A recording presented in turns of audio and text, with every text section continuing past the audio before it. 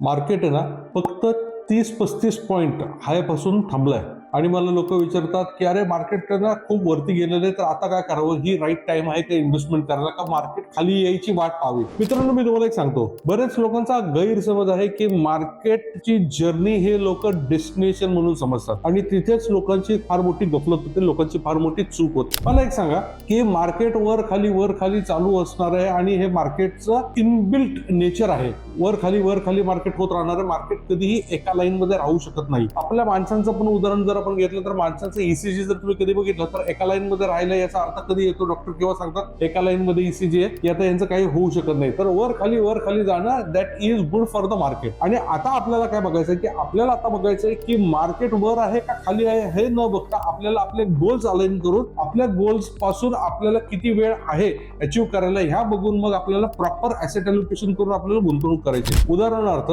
Market वरती आहे म्हणून तुमच्या मुलांचं जर एज्युकेशन गोल 5 वर्षानंतर आहे तर ते प्रीपोन किंवा पोस्टपोन होणार आहे का? किंवा मार्केट खाली आहे म्हणून तुमचा रिटायरमेंटचा गोल जो 10 ते 12 वर्षांनंतर आहे तो प्रीपोन किंवा पोस्टपोन होणार आहे का? नाही होणार आहे. तर त्याच पद्धतीने तुम्ही सुद्धा मार्केट वर आहे खाली आहे हे न बघता तुम्ही पहिले डिसाईड करा तुम्हाला कुठल्या इन्स्ट्रुमेंट मध्ये कुठल्या कारणासाठी गुंतवणूक करायची, त्या पद्धतीने तुम्ही गुंतवणूक करा. मार्केट वर खाली हे जात राहणार आहे आणि आपलं काम आहे आपल्याला त्या बसमध्ये बसायचंय आणि त्या बसमध्ये त्या प्रवासामध्ये आपलं स्टेशन आलं की आपल्याला उतरायचं, म्हणजे आपला गोल अचीव्ह झाला की आपल्याला मार्केटमध्ये बाहेर पडायचं. मार्केटच्या लेवलशी आपल्याला काही संबंध नाही. तुम्हाला सुद्धा अशाच प्रकारे आमच्याकडनं गुंतवणूक करून घ्यायची असेल तर स्टार्ट इन्व्हेस्टिंग म्हणून या व्हिडिओला कमेंट करा. तुम्ही दिलेल्या नंबरवर सुद्धा आमच्याशी संपर्क साधू शकता.